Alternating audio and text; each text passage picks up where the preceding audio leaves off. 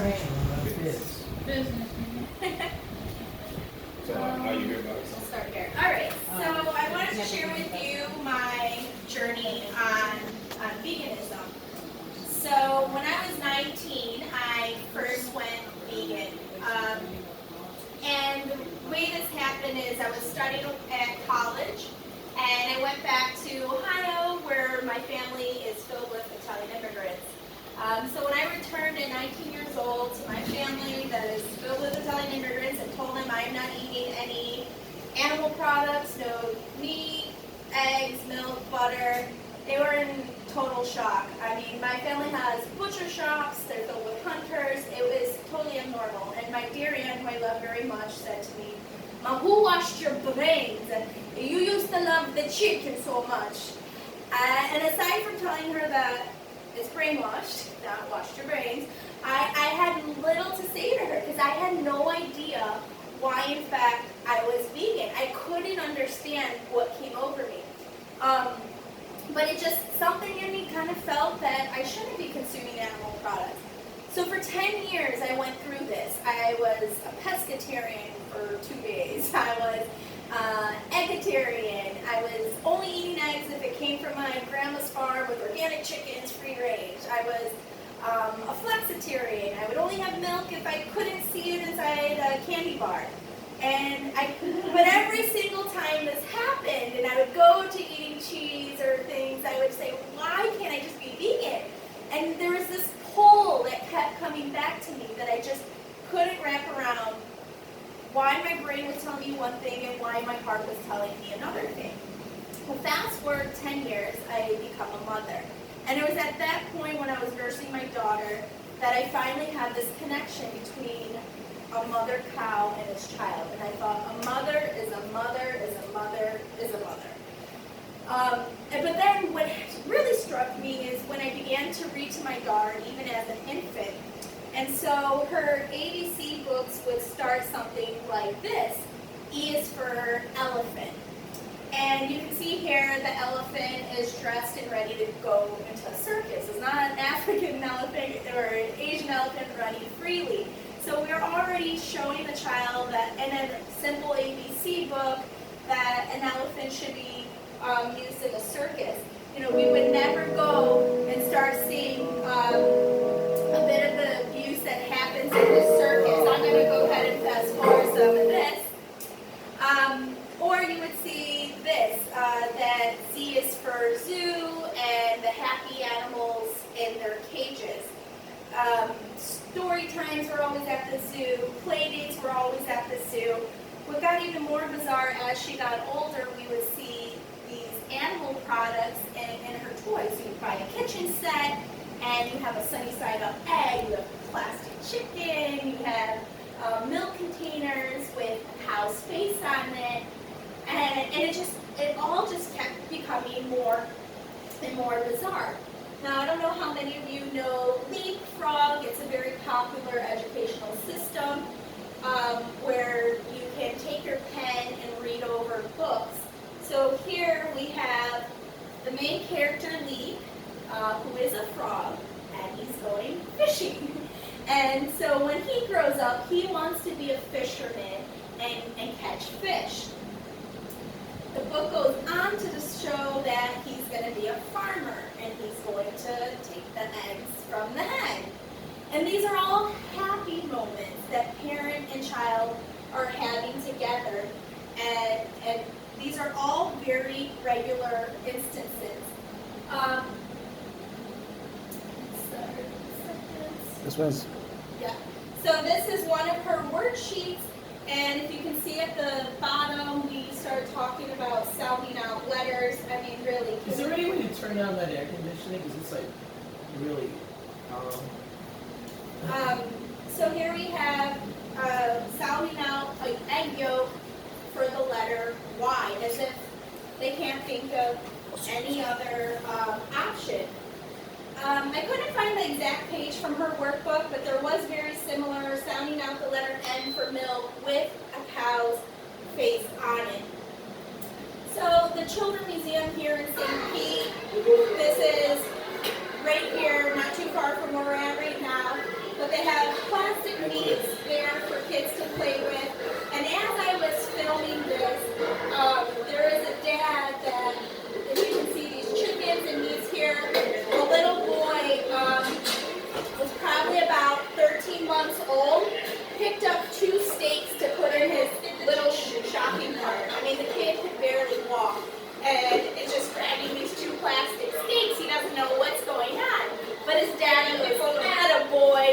like Daddy, 2 steaks.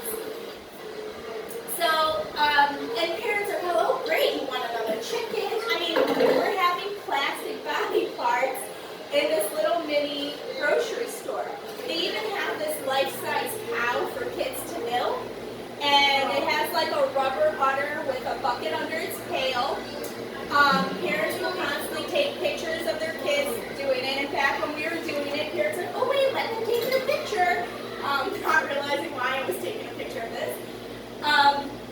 And so this is just in our museums. I've seen this at museums around the world that they have similar things going on, and they're constantly giving body parts to kids to play with and normalizing it. Baby sheep are called lambs. A female sheep gives birth. Sheep are very important farm animals. Sheep gives meat, milk, and wool for clothing. So I'll just go ahead and repeat that because you couldn't hear it. This is another program. It's called ABC Mouse. It's a very commonly used program even in schools where kids practice everything from reading to math to science. And here I am washing dishes, and I hear my daughter go into the farm here, and she clicks on sheep. And what does it tell us? Sheep are important animals. They give us wool and meat. And it's just all over all of our education, and we never even realize it. So here we go, Chick-fil-A, eat more chicken. You know, it's kind of bizarre, one animal telling you to eat another animal, but Chick-fil-A has infiltrated story time. I go to the library for story time, and they have Chick-fil-A Day where the kids dress up like cows, holding a sign and eat more chicken. Nice. And as they read books, they're rewarded with coupons to Chick-fil-A. So these coupons give them a free burger with a carton of milk, and so the more you read, we'll reward you with animal products. And here they are with our coupons. And for those of you who think maybe this isn't that big of a deal, that kids really don't, let's look at this one story time. You put it a little louder. The remote is next to you.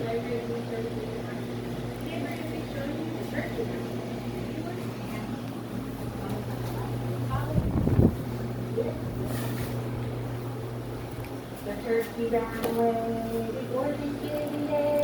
He said, "Don't make no roasted meat if I decide to stay." Cranberry ran away before Thanksgiving Day. He said, "Don't make the salsa meat if I decide to stay."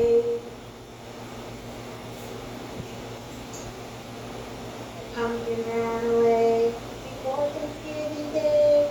He said, "Don't make a pie of me if I decide to stay." The potato ran away before Thanksgiving Day. He said, "Don't make mashed potatoes out of me if I decide to stay." The corn ran away before Thanksgiving Day. He said, "They'll make yummy cornbread out of me if I decide to stay." The piggy ran away before Thanksgiving Day. He said, "They'll make a ham with me if I decide to stay." Okay, we're mixing up vegetables with animal products. Before Thanksgiving Day, that he'll make a roast of me if I should. So we're mixing up food with the lives of animals and singing these cute songs. Now here we go into different worksheets. You can see that we have cow's milk with the cow's face on it. We have to match where does it go, what's healthy, where does the roast go. Here's more items where you'll have to circle the roast in there to say that it's healthy. So not only are we teaching them this, but if they don't circle those options, they'll be punished for it. Now, these are not isolated instances. This is a preschool book, okay? So preschool, we're talking about 3 and 4-year-olds. It is not an isolated instance. It is every day. I mean, I know before coming here, we were working on a worksheet and there was something else that came up in there. It's like, geez, it's all over. Now there's a reason why we do it with the pigs, the cows, and what other chickens. You know, here we are with 101 Dalmatians. Cruella de Vil was trying to kill those animals, and she was the evil person trying to kill the puppies. But just a moment ago, we're singing happy songs about the turkey who's trying to run away. So we're sending specific messages to our kids of who is evil, what is normal. And so the kids can be very confused. Oops, Rue, can you grab this for me, please?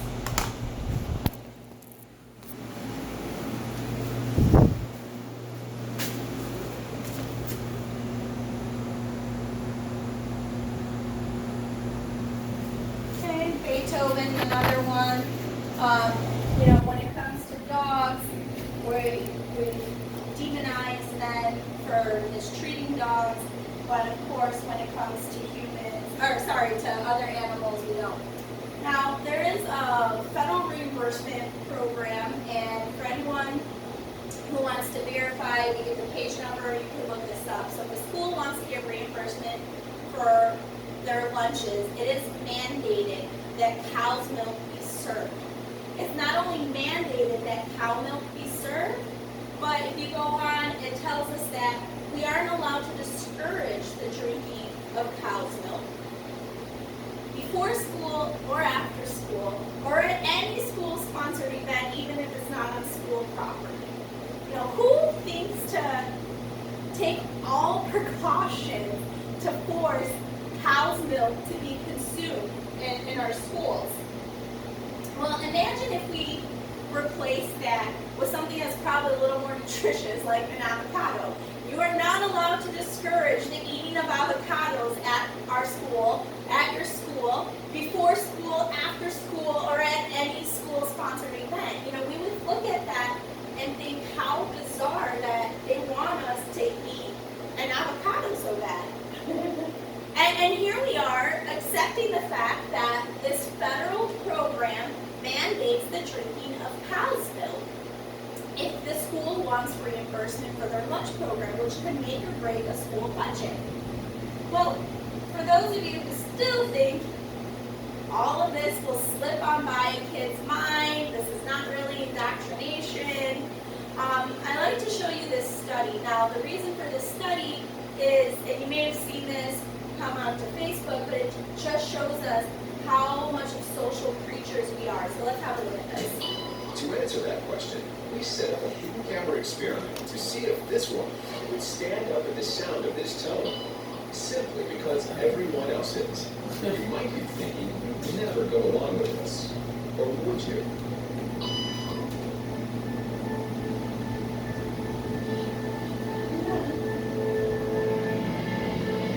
After just 3 weeks, and without knowing why she's doing it, this woman is now conforming perfectly to her.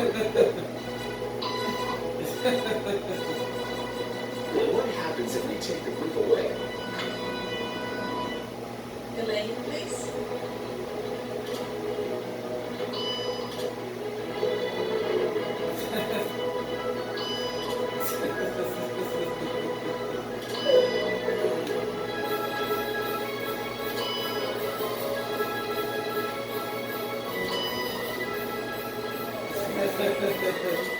Okay, now she's alone. The crowd is gone, and nobody is watching her, except our hidden cameras. What do you think she'll do?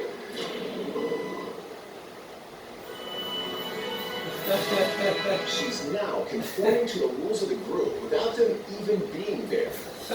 Now, watch what happens when we introduce another outsider who doesn't know the rules. Have a seat, and they'll be out in just a couple minutes. Thanks so much.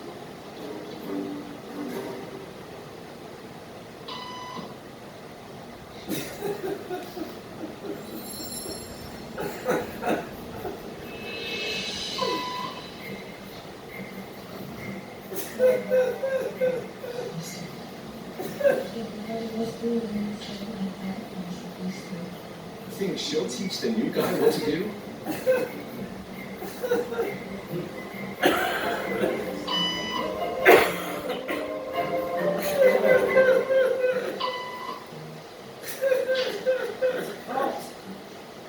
We kept the cameras rolling as more unsuspecting patients arrived.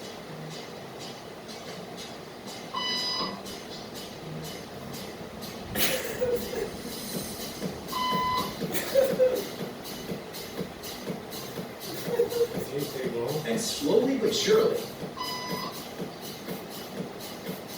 what began as a random rule for this woman has now become the social norm for everyone in this waiting room.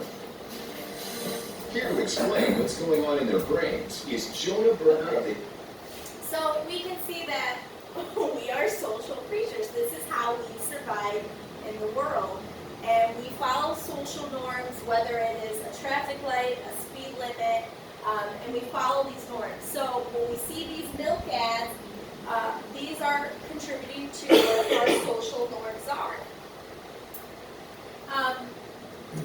Here we have Dr. Kim, and famous cardiologist that said, there are two types of cardiologists, those who are vegan and those who haven't read the data. Now, there's so much information out there that tells us the health benefits of a plant-based diet. There's so much information out there about the environmental benefits of a plant-based diet. I'm not here to tell you about any of that. If you want to, go to PCRM, Physician Committee for Responsible Medicine, and learn that kind of information. What I'm asking you to do is just to reflect on that. So if any of you have tried going vegan before and then had a binge on cheese pizza at a party or the ice cream or whatever it is, whatever you binged on and then felt guilty about, deal with that feeling. Think about what was happening inside of you that caused you to break away, caused you to feel guilty. And I think we're going to go back to seeing it, that it's just become such a social norm.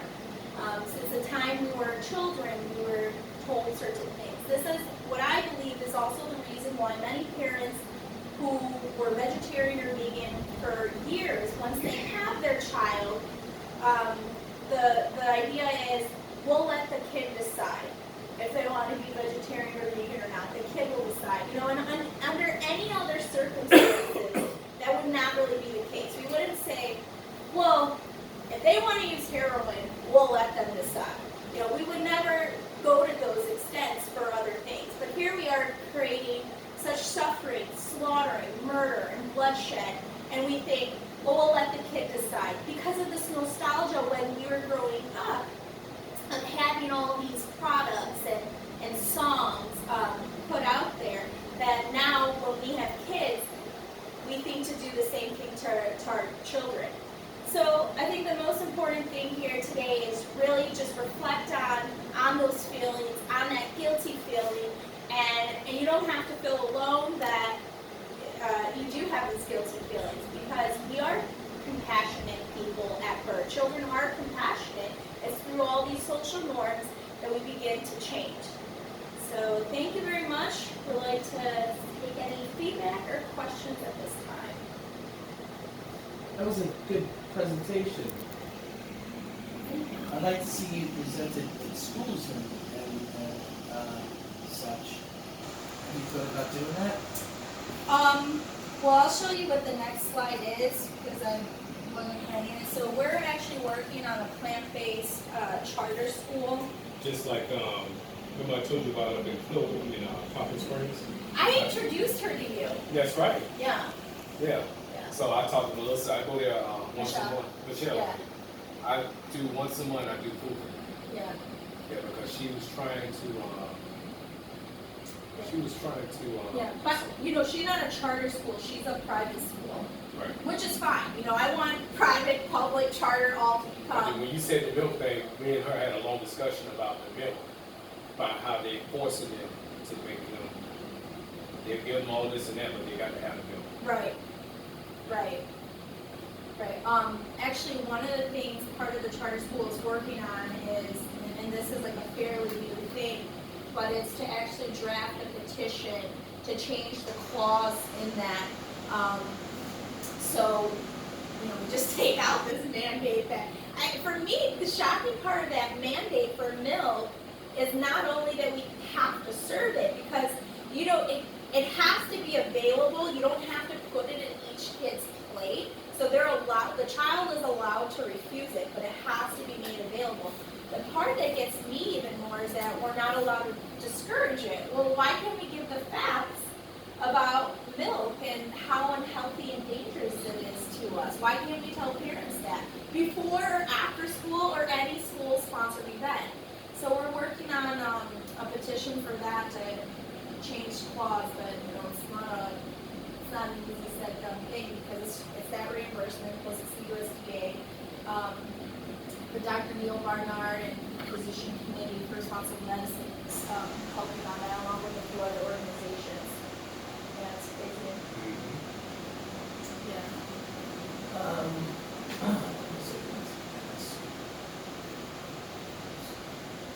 I was just getting like a vision of you speaking about this in public more. Have you thought of doing that? Like, Yeah, different absolutely. avenues for you So basically, as I said, we're working on this charter school, but one of the things is I don't think a lot of people know how much this is in the education system. So that's why I put together this PowerPoint to get it out there to people. So today's the first day we're presenting on it, and I really do want the feedback. You did a very good job. Yeah, thank you. Yeah, I write, so I'm a singer-songwriter, and I write for entrepreneurs and speakers that are I'm always around people that are presenting things. Mhm. And I just want to say you did a very good job. And so like I can see you presenting this. Yeah. Events, think out of the box, like how to reach the masses. Right. That's Yeah. what I want to Yeah. say. Like I'm like the guy that likes to encourage people to think big. Yeah. Like how can you reach maybe millions? Yeah. Well, we recorded it now. We'll be submitting